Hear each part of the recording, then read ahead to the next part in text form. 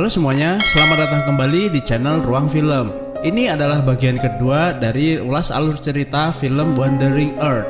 Oke, mari kita melanjutkan pembahasan filmnya.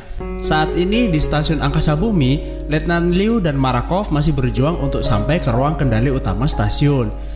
Kemudian ruang kendali utama melintas di atas mereka. Kapten Liu dan Marakov pun segera mengambil ancang-ancang untuk meloncat ke arah ruang kendali utama stasiun. Moss mendeteksi tindakan Kapten Liu dan Marakov sebagai sebuah ancaman. Lalu Moss menembakkan sebuah gelombang udara yang membuat mereka berdua terlempar jauh. Saat itulah Letnan Marakov dengan instingnya mendorong Kapten Liu dan mengorbankan dirinya agar Kapten Liu dapat meraih ruang kendali utama stasiun. Letnan Liu akhirnya berhasil masuk ke ruang kendali utama. Kemudian Letnan Liu mencoba untuk menyalakan sistem kendali manual untuk menghentikan laju stasiun angkasa bumi. Ternyata Moss sudah membuat mode manual tidak dapat berfungsi karena semua tindakan yang dilakukan di stasiun selama evakuasi adalah ilegal alias tidak diizinkan, yang artinya saat ini tidak ada cara untuk menghentikan laju stasiun angkasa itu yang semakin menjauh dari bumi. Sementara itu di bumi, Liu Qi yang sedang menuju mesin bumi di Sulawesi mendapat kabar melalui siaran radio kalau hampir semua mesin pendorong bumi sudah menyala kembali. Sampailah Liu Qi dan regu penyelamat ke mesin pendorong di Sulawesi. Sambil mengisi bahan bakar, Liu Qi terlihat berbicara dengan Kapten Wang Lei. Setelah semua ini selesai, dia hanya ingin pulang bersama adiknya, karena pesan terakhir kakek adalah membawa Handodo pulang. Akhirnya mesin pendorong bumi Sulawesi berhasil dihidupkan. Ternyata, meskipun semua mesin bumi sudah menyala, bukannya menjauh, bumi tetap semakin dekat dengan planet Jupiter. Ya, karena bumi sudah terlanjur tertarik gravitasi planet Jupiter yang sangat besar. Makanya, mesin-mesin itu tidak kuat mendorong bumi menjauh dari planet Jupiter. Dengan kata lain, tabrakan dengan planet Jupiter pun tidak dapat dihindari. Di stasiun angkasa bumi, Moss memberitahu Letnan Liu melalui perhitungan komputer kemungkinan mereka selamat adalah tidak ada dan menganggap misi ini telah gagal. Moss memberitahu dalam 3 jam ke depan bumi akan memasuki tahap awal kehancuran sebelum akhirnya bertabrakan dengan planet Jupiter. Atas keadaan ini, melalui siaran global ke seluruh dunia, Moss memberitahukan kepada semua orang yang ada di bumi bahwa proyek Wandering Earth telah gagal. Lalu misi penyelamatan diganti nama menjadi proyek Helios. Yang ternyata stasiun angkasa bumi saat ini membawa 300.000 embrio manusia, jutaan bibit tanaman, dan DNA spesies hewan, serta perpustakaan digital yang mencakup seluruh pengetahuan yang ada di dunia ini. Moss pun melanjutkan siaran dan memberitahukan kepada seluruh orang di bumi untuk segera pulang dan berkumpul bersama keluarga di sisa waktu yang mereka miliki. Karena siaran Moss tersebut, semua orang yang ada di dunia pun berada dalam keputusasaan. Dalam keputusasaan itu, Liu Qi kembali mengenang masa kecilnya bersama ayahnya yang lagi melihat Jupiter dengan sebuah teleskop. Liu Qi diberitahu ayahnya kalau planet Jupiter itu seperti balon, dan hampir seluruh planet Jupiter mengandung hidrogen. Sebuah pertanyaan pun muncul di pikiran Liu Qi. Dia lalu bertanya kepada Li Yiyi, apakah atmosfer bumi yang bercampur dengan hidrogen planet Jupiter itu mudah terbakar? Li Yiyi pun nyambung dengan pemikiran Liu Qi, di mana saat ini Jupiter telah menyedot oksigen yang ada di bumi dalam jumlah yang besar, dan campuran antara oksigen dengan hidrogen itu akan mudah terbakar. Li Yiyi mengatakan jika mereka berhasil membakarnya, maka ledakan yang dihasilkan bisa saja mendorong bumi menjauh dari planet Jupiter dan kembali ke jalur yang semestinya. Kini yang mereka butuhkan adalah satu percikan api untuk memicu ledakan. Tapi masalahnya, jarak Jupiter dengan bumi adalah 70.000 km, di mana mesin-mesin tersebut tidak mungkin mencapainya. Liu Qi lalu bilang, gimana kalau kita menggunakan mesin pendorong bumi ini? Li Yiyi pun mengatakan kalau dia bisa memodifikasi mesin ini untuk dapat menjemur lebih jauh. Li Yiyi segera memberitahukan apa yang ada di pikirannya. Yang harus dilakukan yaitu mematikan sementara mesin-mesin pendorong. Saat menyembur, sebuah mesin pendorong terdiri dari 7 titik sembur. Li Yiyi bermaksud memfokuskan area sembur menjadi 1 titik saja, supaya semburan bisa lebih tinggi dan mencapai Jupiter untuk memicu sebuah ledakan. Untuk memodifikasi mesin itu, Li Yiyi juga berencana mengambil alih sistem, yang beresiko sistem penguncian harus dilakukan secara manual. Dia pun menyerahkan tugas itu kepada timnya Kapten Wang Lei. Sistem penguncian yang dimaksud adalah supaya mesin tersebut dapat menyala kembali. Ya, kurang lebih seperti busi pada motor yang membuat motor dapat hidup. Selain itu, mereka juga harus memasukkan light core. Liu Qi dan tim mendapat bagian itu. Setelah misi berhasil, mereka pun juga harus segera menuju kota bawah tanah, karena ledakannya mungkin akan sangat besar. Misi pun segera dijalankan. Sambil menuju lokasi, Kapten Wang Lei melalui siaran radio meminta bantuan. Tapi sepertinya tidak ada satu orang pun yang merespon. Orang-orang yang berpapasan dengan mereka pun juga nggak peduli. Han Dodo juga membantu menyiarkan lewat radio untuk meminta orang-orang membantu, namun sia-sia saja. Liu Qi yang sudah sampai ke ruang reaktor segera memasukkan light core, tapi mesinnya malah macet.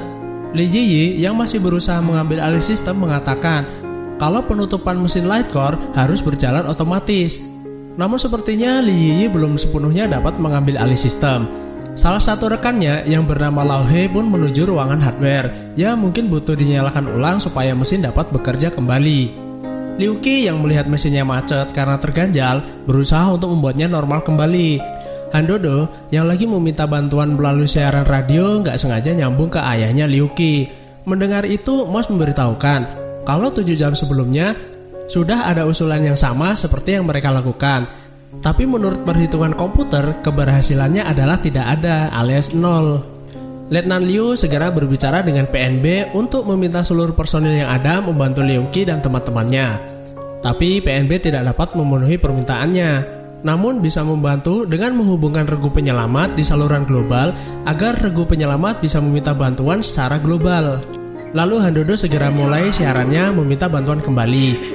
Kali ini seluruh orang di dunia dapat mendengarnya. Orang-orang pun menyadari dan tergerak hatinya untuk membantu regu penyelamat. Sementara itu, di stasiun angkasa bumi, Letnan Liu memerintahkan mesin-mesin bumi untuk merubah posisinya agar bumi berputar dan mesin Sulawesi dapat mengarah langsung ke arah Jupiter. Di dalam ruang reaktor, Liu Qi sepertinya berhasil dan tim berusaha menariknya agar tidak tergencet. Sesaat setelah Liu Qi berhasil keluar, mesin pun dapat menutup dengan sempurna. Sementara itu, di ruangan hardware, di mana Lao He yang berusaha menyalakan ulang sistem akhirnya berhasil. Li Yiyi akhirnya sepenuhnya dapat mengambil alih sistem. Mesin Sulawesi pun kembali dapat difungsikan kembali. Lalu Li Yiyi meminta kepada Liu Qi untuk segera keluar dari ruangan reaktor. Orang-orang pun segera berdatangan dan membantu Kapten Wang Lei untuk mendorong sistem kunci manual agar mesin Sulawesi dapat menyala kembali. Oh ya, sistem penguncian ini harus tetap ditahan agar mesin tetap menyala. Kalau tidak, maka akan membuat mesin pendorong bumi menjadi mati. Akhirnya, semua berhasil sesuai dengan apa yang direncanakan. Setelah Liu Qi berhasil keluar dari ruang reaktor, mesin pun segera dinyalakan. Mesin bumi akhirnya menyembur lebih tinggi dibanding sebelumnya. Meskipun dibantu dengan mesin bumi yang ada di sekitar, ternyata masih kurang 5.000 km lagi untuk mencapai titik ledakan. Sepertinya rencana mereka untuk meledakkan Jupiter pun gagal. Di stasiun angkasa bumi, Letnan Liu nggak kehabisan akal, lalu menyampaikan idenya kepada PNB. Stasiun angkasa saat ini memiliki bahan bakar yang sangat banyak. Letnan Liu berencana membawa stasiun angkasa bumi ke arah sinar plasma untuk memicu pembakaran, supaya dapat terjadi ledakan. Mos lalu mematikan komunikasi dan tidak mengizinkan segala tindakan yang dapat mengancam stasiun angkasa bumi. Letnan Liu lalu mematikan sistem pemadam kebakaran dan teringat minuman beralkohol yang diberikan oleh Letnan Marakov. Letnan Liu lalu melempar botol itu ke arah Mos dan membuatnya terbakar. Karena kebakaran tersebut membuat kendali manual bisa dijalankan. Letnan Liu bermaksud mengorbankan dirinya dan mengarahkan stasiun angkasa bumi ke tengah semburan sinar plasma agar bahan bakar yang ada di stasiun dapat terbakar dan memicu ledakan. Akhirnya PNB bisa menerima tindakan itu, tak peduli apapun hasilnya. Yang penting Letnan Liu sudah berusaha. Letnan Liu segera melepas bagian stasiun yang berisi astronot yang sedang hibernasi. Ya kan gak mungkin dia ngajakin yang lain, itu sama saja dengan bunuh diri massal. Letnan Liu segera menghubungi orang-orang yang ada di bumi dan memberitahukan rencananya. Liu Qi yang mendengar itu panik dan meminta Li Yiyi untuk mematikan mesin.